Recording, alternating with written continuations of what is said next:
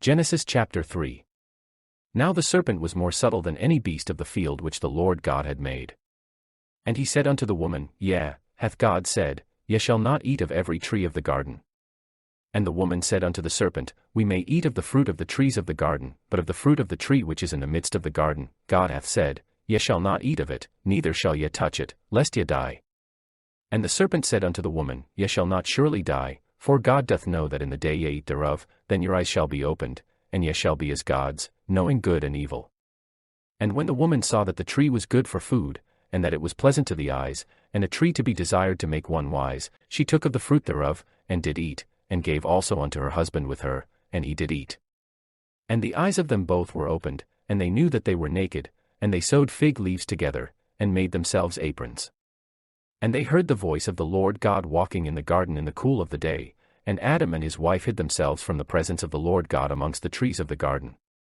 And the Lord God called unto Adam, and said unto him, Where art thou? And he said, I heard thy voice in the garden, and I was afraid, because I was naked, and I hid myself. And he said, Who told thee that thou wast naked? Hast thou eaten of the tree, whereof I commanded thee that thou shouldest not eat? And the man said, The woman whom thou gavest to be with me, she gave me of the tree, and I did eat. And the Lord God said unto the woman, What is this that thou hast done? And the woman said, The serpent beguiled me, and I did eat. And the Lord God said unto the serpent, Because thou hast done this, thou art cursed above all cattle, and above every beast of the field, upon thy belly shalt thou go, and dust shalt thou eat all the days of thy life. And I will put enmity between thee and the woman, and between thy seed and her seed, it shall bruise thy head, and thou shalt bruise his heel. Unto the woman he said, I will greatly multiply thy sorrow and thy conception, in sorrow thou shalt bring forth children, and thy desire shall be to thy husband, and he shall rule over thee.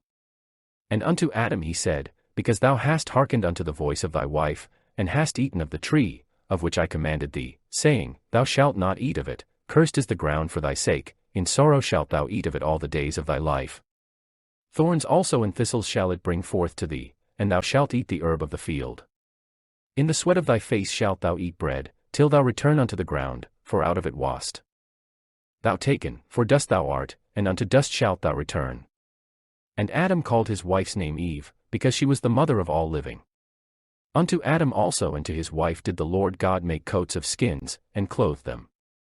And the Lord God said, Behold, the man is become as one of us, to know good and evil, and now, lest he put forth his hand, and take also of the tree of life, and eat, and live forever. Therefore the Lord God sent him forth from the Garden of Eden, to till the ground from whence he was taken.